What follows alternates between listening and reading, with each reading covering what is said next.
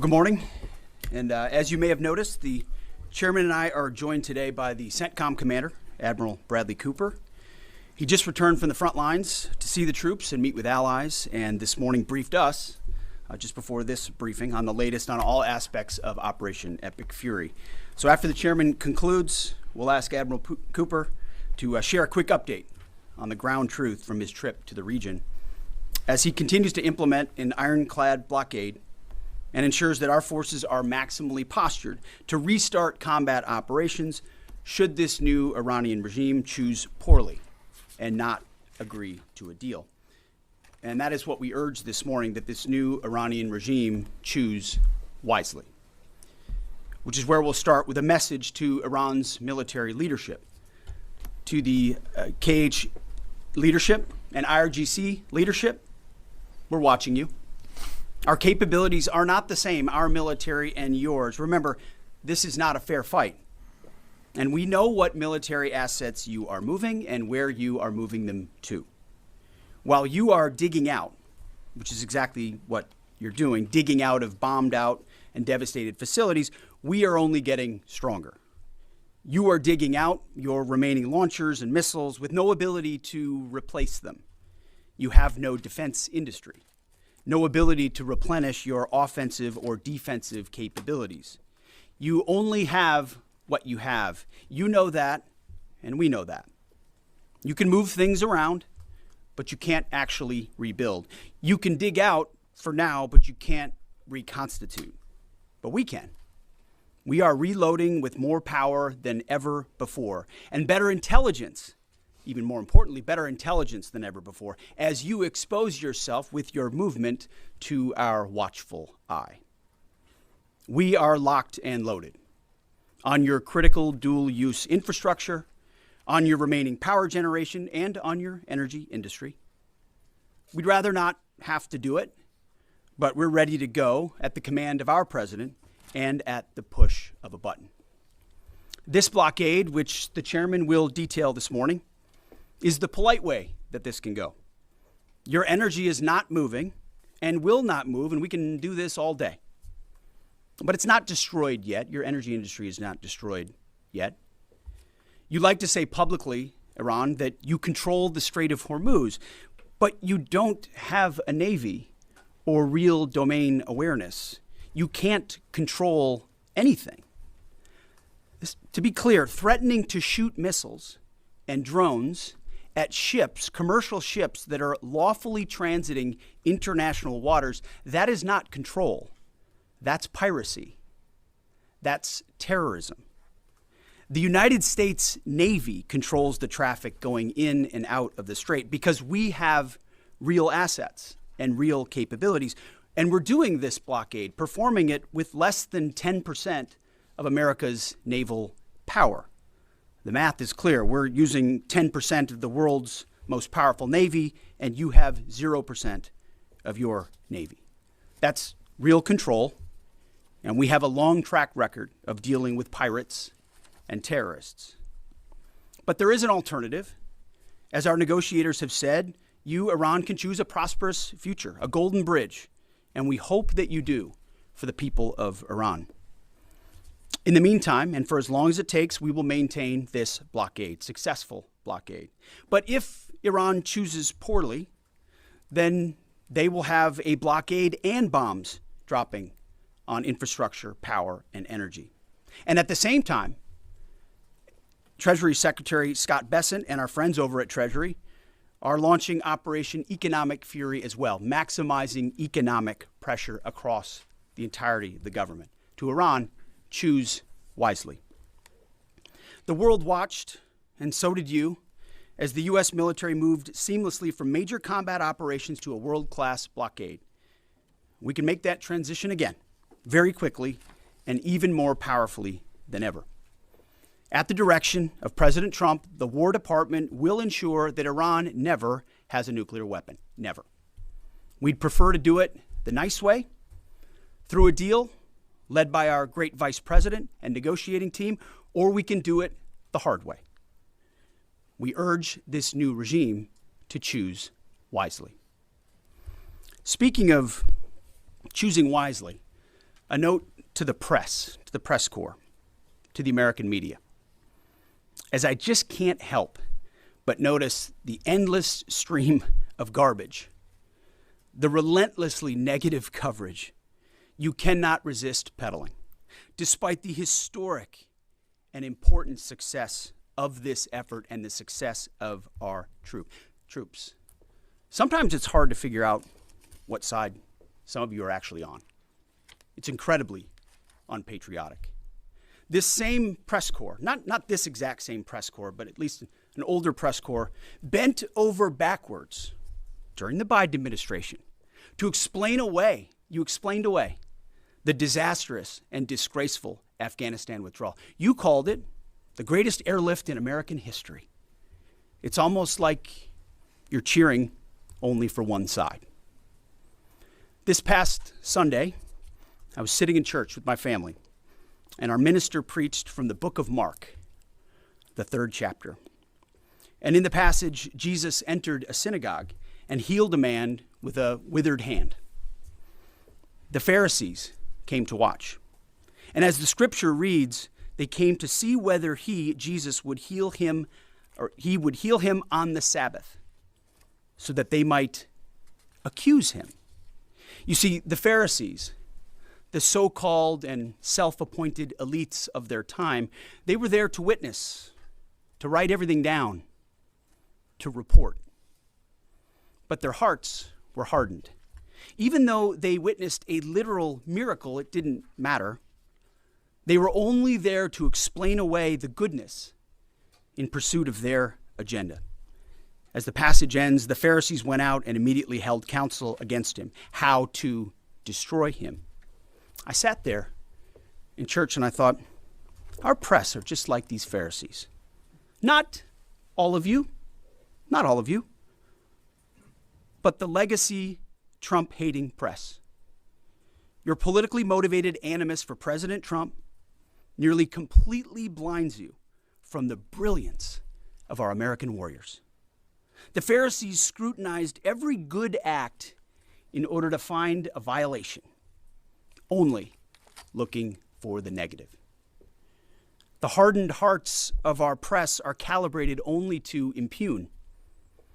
I would ask you to open your eyes to the goodness, the historic success of our troops, the courage of this president, and this historic moment for a deal that could end the Iranian nuclear threat, the incredible battlefield victory laid before your eyes, the not one, but two incredible rescue missions, miracles, you might say, or a locked-in blockade. Or how about historic recruiting numbers?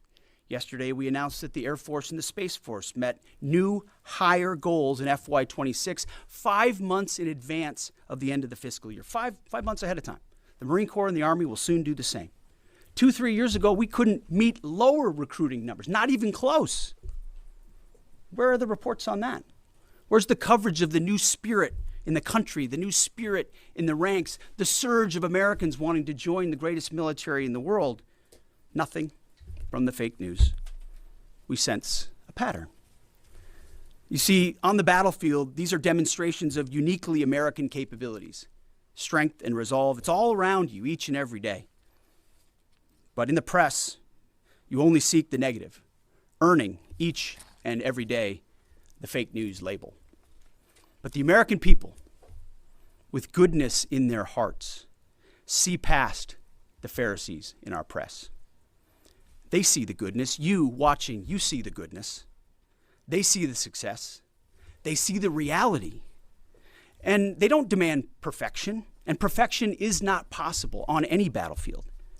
But they see the incredible feats that our troops accomplish every single day. So to those troops, stay focused, block out the noise, stay aggressive. You are showing the world what it means to be an American warrior. You are making this building and the American people proud. We pray for you every day, and we have your back in every way. And to Iran, choose wisely. I pray you choose a deal which is within your grasp for the betterment of your people and for the betterment of the world. In the meantime, the War Department is locked and loaded.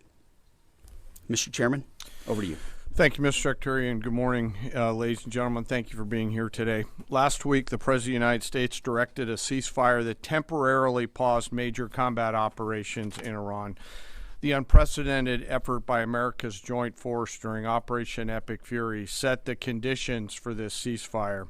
And as the Secretary said, I'd like to emphasize during this pause that the United States Joint Force remains postured and ready to resume major combat operations at literally a moment's notice. This morning, I'd like to give you an update on the ongoing blockade in the CENTCOM AOR area of responsibility. On Monday, 13 April at 10 a.m. Eastern Standard Time, at the direction of the President, America's joint force began implementing a blockade against Iran under the leadership of Admiral Cooper and the team at CENTCOM. Let me be clear, this blockade applies to all ships, regardless of nationality, heading into or from Iranian ports. The U.S. action is a blockade of Iran's ports and coastline, not a blockade of the Strait of Hormuz. Enforcement will occur inside Iran's territorial seas and in international waters. In addition to this blockade, the joint force, through operations and activities in other areas of responsibility, like the Pacific area of responsibility under the command of Admiral Paparo, will actively pursue any Iranian-flagged vessel or any vessel attempting to provide material support to Iran. This includes dark fleet vessels carrying Iranian oil. As most of you know, dark fleet vessels are those illicit or illegal ships evading international regulations, sanctions, or insurance requirements. More than 10,000 sailors, Marines, and airmen, over a dozen ships and dozens of aircraft are executing this mission.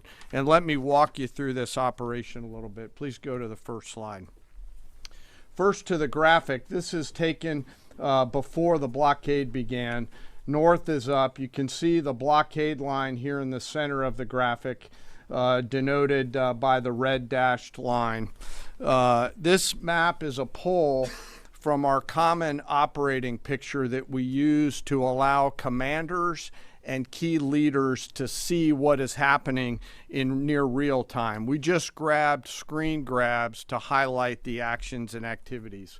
What is not shown is how incredibly congested this area is and the incredible work that our sailors are doing to ensure that they can work in and around an incredibly busy water space. What is also not depicted here is the massive force of fighters, intelligence aircraft, helicopters, and other embarked forces, to include aerial refueling tankers, that are up overhead this blockade area. You'll note that U.S. forces are in blue. Iranian ships are in red. And as we started this blockade, there were 7 ships of interest that were of concern for U.S. Central Command.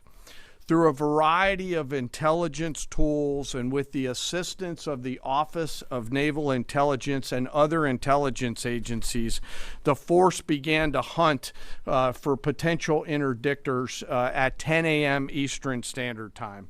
Next slide, please. It's now 12:40 Eastern Daylight Time, 2 hours and 40 minutes into the blockade, as attempted blockade runners attempt to hop the line. U.S. forces began to commit. Out in front of them was a range of intelligence, surveillance, reconnaissance, and tactical assets. And immediately these runners began to see, sense, and feel America's combat power compressing upon them. The lead ship, normally a destroyer as depicted here, along with air power off of the USS Abraham Lincoln Strike Group, began to move towards those ships. At each point The United States Navy will transmit a warning. A young sailor, normally on the bridge of one of those destroyers, a junior officer, picks up that mic and transmits, and I quote, "Do not attempt to breach the blockade. Vessels will be boarded for interdiction and seizure transiting to or from Iranian ports. Turn around or prepare to be boarded. If you do not comply with this blockade, we will use force." And as this message is being transmitted, as I mentioned earlier, those ship masters can literally see, sense, and feel the pressure around them. It's a finely tuned machine, rehearsed multiple times, and executed now 13 times since the blockade has begun. Next slide, please. We're now 24 hours plus into the blockade. You can see the turning around of multiple ships, 12 of which stayed inside the blockade line, one of which not depicted off to the eastern side, turned around before even attempting it. Any ship that would cross the blockade would result in our sailors executing pre-planned tactics designed to bring the force to that ship, if need be, board the ship and take her over. And that includes a series of escalated force options, which could include warning shots and others. Next slide. The final graphic shows taken at 11:20 p.m. the night of 14 April. You can see that the captains of all these ships have made the wise decision not to move, transit, or run this blockade. As I mentioned, so far 13 ships have made the wise choice of turning around. And as we continue to hold this blockade at the order of the Secretary and the President, any vessel that compares to comply with our instructions will be dealt with accordingly. As of this morning, U.S. Central Command has not been required to board any particular ships. And I'll remind you that we are also conducting similar maritime interdiction actions and activities in the Pacific AOR against those ships that left that area before we began the blockade. Before I turn it over to Admiral Cooper, I want to talk briefly today about the men and women enforcing the blockade, America's sailors and Marines, and today particularly our destroyer and surface forces. When we talk about an American destroyer, it's important that you and the American people understand their capabilities. An Arleigh Burke class destroyer are the backbone of the United States Navy surface fleet.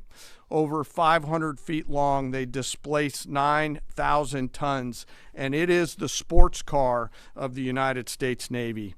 From the keel to the mast, they stand nearly 10 stories tall, and their 4 gas turbine engines can drive the ship at 30-plus knots. These ships are armed to the teeth with surface-to-air missiles, land attack cruise missiles, anti-ship missiles, anti-submarine rockets, torpedoes, 5-inch naval guns, multiple electronic warfare systems, embarked helicopters, extending the reach and capability of each and every one of these destroyers. But far and away, the most important weapon on board these ships is the American sailor. Over 300 warfighters are the heart and soul of these warships. At sea, sometimes for months, and these ships out in the CENTCOM AOR have been out there for months. They operate around the clock in a constant state of readiness, always delivering for our joint force. It's hot in the engine room. The engineering team keeps the lights on and the ship powered and able to respond to the orders from the bridge. On that bridge, our sailors maintain a constant watch, maneuvering the ship tactically and safely through always congested water space. And there is a lot out there. It is like driving a sports car through a supermarket parking lot on a payday weekend with thousands of kids in that parking lot as you attempt to maneuver through there to get to that ship that would attempt to run that blockade. Down in the Combat Information Center, the CIC, the Tactical Warfare Center of the ship, that is where the decisions are made. As threats appear, these young sailors are making real-time decisions on how to identify these threats and handle them, and they always deliver. These ships are run by the youngest sailors in our surface warfare Navy. The helmsman, the sailor on the watch at the bridge, is normally just between 18 to 19 years old, and they are trusted to drive this warship through that supermarket parking lot without hitting anything. The conning officer, an equally young commissioned officer who's normally just a few years out of college, is the ones that are giving that young helmsman the orders on where to take that American warship to execute the mission that the Secretary and the President has given us. These are incredibly well-trained sailors. They are led by incredible leaders, salty, experienced leaders, and trusted with deep responsibility. And I'm so humbled and proud of America's Navy. These sailors choose to take the road less traveled to go into the historic surface Navy, and they deliver every single day. Finally, as I often do, I want to highlight one of those surface sailors today and remember our fallen. Today we remember Ensign Robert Thompson of the U.S. Laffey, who died on this day in 1945 in the Battle of Okinawa. He was killed while fighting a fire along with 31 others as 2 Japanese kamikaze aircraft hit their ship. He passed away 1 week after his 22nd birthday and was posthumously awarded the Navy Cross. We remember Ensign Thompson today and all of our World War II vets who continue to give us the gift of a great example. And those surface warfare sailors who are out there doing the job right now take the courage, grit, and determination that those World War II vets gave us into these actions and activities that they're tasked to do every single day. So now I'd like to turn it over to Admiral Cooper to give us a readout of his recent trip to the region.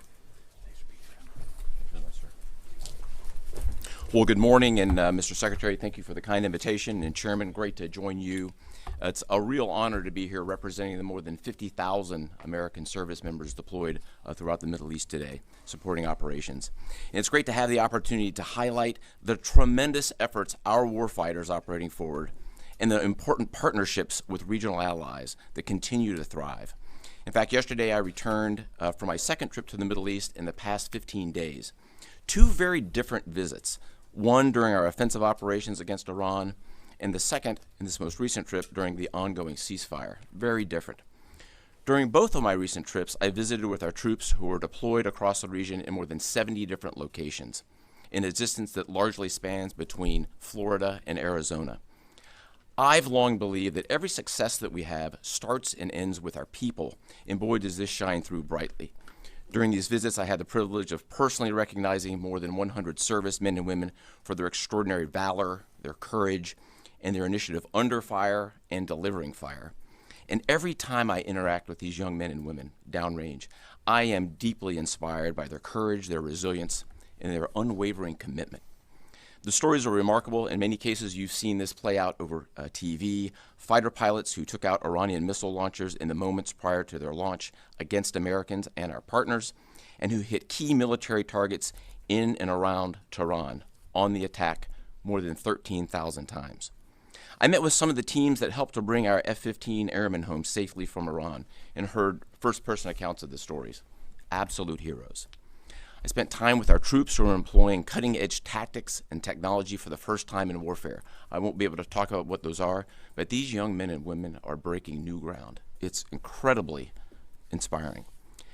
I met with teams who launched our own one-way attack drones into Iran. These were originally Iranian-designed drones. We brought them back to America, took the guts out, put a Made American stamp on them, and fired them right back to Iran. Very effective.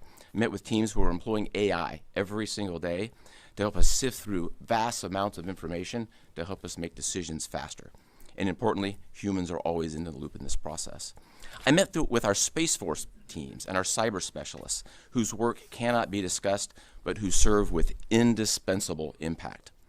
I met with our logisticians and sustainers all over the region. There is just no military that executes logistics like the U.S. military. This group is doing exceptional work, moving thousands of tons every single day. I met with our air defenders who shot down Iranian ballistic missiles. My message for this group in particular is that their actions most certainly saved thousands of lives across the Middle East during Epic Fury. And all told, my personal assessment is, after these couple of trips, is our troops are highly motivated, they're focused, they're vigilant, and they're ready. And they're using this time to do a couple of things. We're rearming, we're retooling, and we're adjusting our tactics, techniques, and procedures. There's no military in the world that adjusts like we do, and that's exactly what we're doing right now during the ceasefire. A little note about partners. My discussion with regional allies and partners, both at the senior civilian level and the senior military level, reinforced our shared commitment to regional security. But beyond that, having now fought together side by side, I assess that our military partnerships are stronger than ever as we continue to maintain a very active defense posture across the region during this ceasefire. And that posture stretches across the entire Arabian Peninsula, and it runs from northern Iraq all the way down into the northern Arabian Gulf. In creating the largest air defense umbrella in the world across the Middle East, we embedded specially trained U.S. military air defenders alongside our partner nation soldiers, side by side, literally side by side. And to give you a sense of their contribution and impact, the King and Crown Prince of Bahrain both personally knew our soldiers by name. These leaders expressed appreciation for our service member who continue to stand shoulder to shoulder with our partners in support of regional defense. And this is a sentiment that is widely shared across every Gulf ally. I heard this message over and over again, which is, we stand with you. As the Secretary and the Chairman have said, Bahrain, UAE, Saudi Arabia, Qatar, Kuwait, and Jordan have been exceptional teammates. I had a chance to meet with both their senior leadership as well as their troops. Boy, equally inspiring and equally committed to mutual defense. They defended Americans and they defended their own country. It was inspiring. And there's been no better teammate than Israel. Together, the four best air forces in the world, the Israeli Air Force, the U.S. Air Force, and the air forces of the U.S. Navy and U.S. Marine Corps, together met and exceeded our own military objectives over and over again. Twice in the past 2 weeks, I've met with the Israeli Chief of Defense to ensure that we remain closely aligned, and we do. And then finally, let me just close by saluting the brave men and women who are in uniform and who continue to answer the call with unrivaled lethality, great teamwork, and resolve. We've asked them to stay ready during this period, and that's exactly what they're doing. I couldn't be prouder, and I know that you and the American people share in that same pride. Thank you so much. All right, we'll take a few questions. Go ahead. Thank you. Alexandra Ingersoll, One American News. How is the Iranians' decimated command and control affecting the ceasefire at this juncture? Ergo, how are we enforcing a ceasefire with an enemy who has virtually no command and control? And then one other question about the Houthis being, have the Houthis been an issue in the Straits of Hormuz and the Bab al-Mandab Strait at the Red Sea? Or are we tracking that militarily? Appreciate that. On the ceasefire front, it's right. Their command and control capabilities are highly degraded. So their ability to talk, see, sense is at the worst it's ever been. But their motivation to want to stay in the ceasefire is very high because they understand that a violation of that ceasefire means a commencement, once again, of Admiral Cooper's forces, which went very poorly for them. So they have a high incentive to maintain that ceasefire, even though they can't talk and organize as well as they'd like to. And then as far as the Houthis, thus far, they have stayed out of it, which, of course, we think is a good decision by them, and I think is a reflection of the fact that over a year ago in Operation Rough Rider, we had an ongoing and intense campaign that demonstrated American capabilities, which has them hesitating to want to do something on that strait, which I think would be a poor choice. Right here. Good morning, Mr. Secretary, gentlemen. David Zier, Real America's Voice. As commercial shipping ramps up, you know, there was 130 ships a day going through there. As that happens, ships have to anchor up, right, and wait to pass through the narrow strait. Is there any progress with an international force to phase out U.S. military-led escorts or other? Is anyone stepping up to do that? It's a great question. Long term. They should be. There's a lot of talk, and what we've seen in this conflict from allies, and those is a lot of talk, except for the ones that were mentioned by Admiral Cooper in the region who have been phenomenal. Other allies have talked a lot and haven't done anything. And as the president has pointed out, this is a waterway that the American commerce doesn't use all that much. We don't rely on the energy coming out of the Strait of Hormuz, but Asia does, and Europe does, and large parts of the rest of the world do. And so their ability to muster a collective defense or a clearing of the straits would be a wonderful thing. And we hear and see the talk about it, but when the shots were fired and those countries were needed the most, they weren't there. They weren't in the strait. They weren't alongside us. Their leaders weren't rallying what they have of their navies. If they decide after CENTCOM does the heavy lifting, which again, they should be able to do. We should live in a world where other countries can defend waterways, not just the United States Navy. Should that conclude, which we believe it will, then we would welcome other countries coming in after the fact.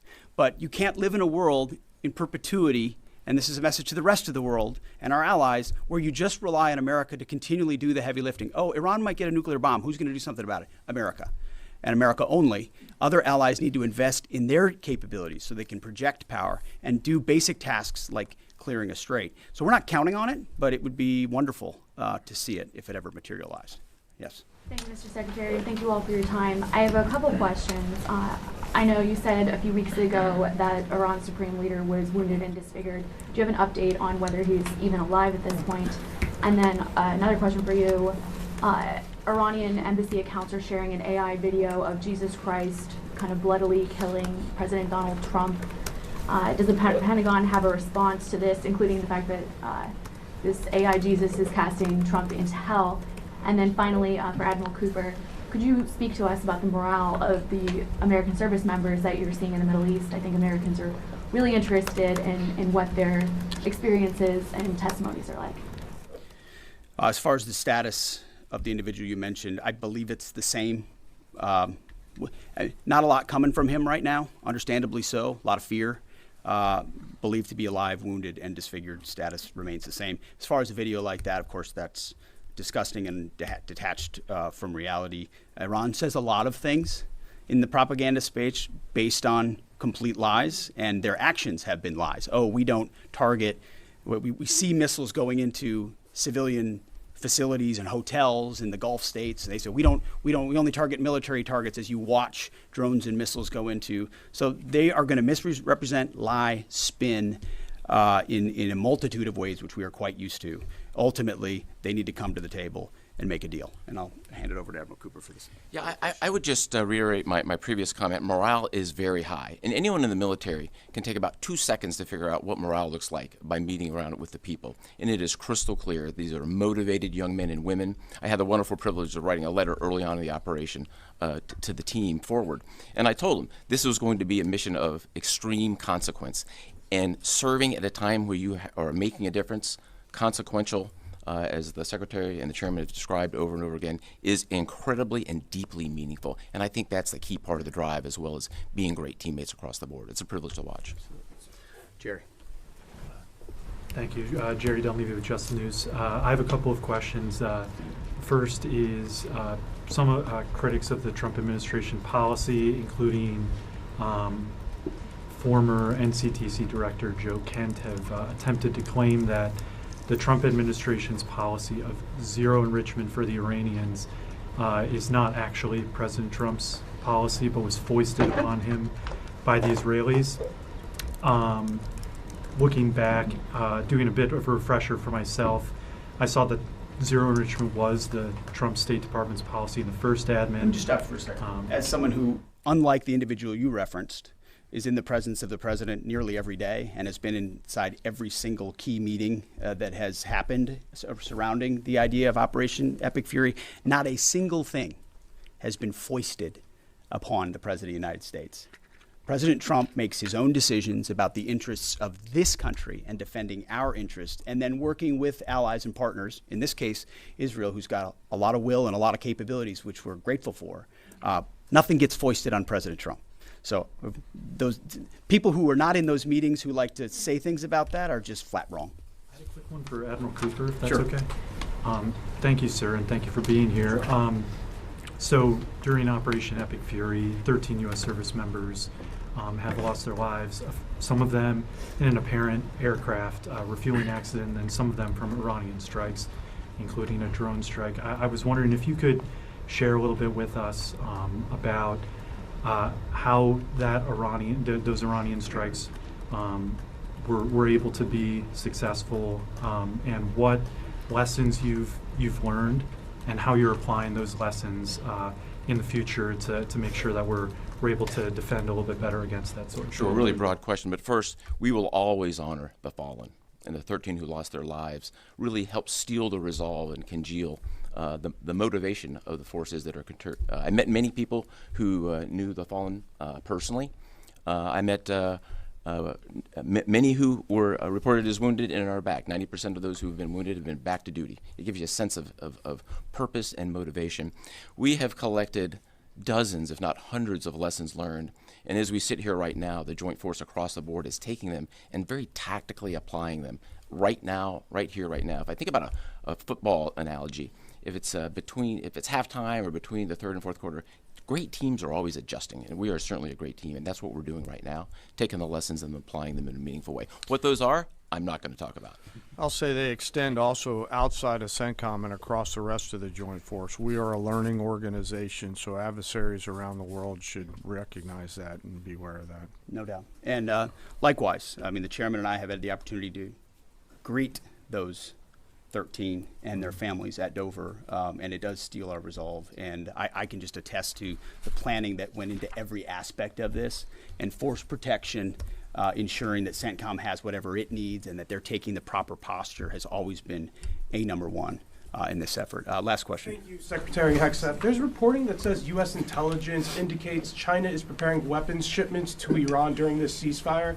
What's your reaction? Are these reports accurate, and what would be the consequences for the Chinese if they move forward with these shipments? Well, as you know, President Trump has a very strong and direct relationship with President Xi, and they've communicated on that, and China has assured us that that indeed is not going to happen, and in the spirit of the meeting they'll have next month.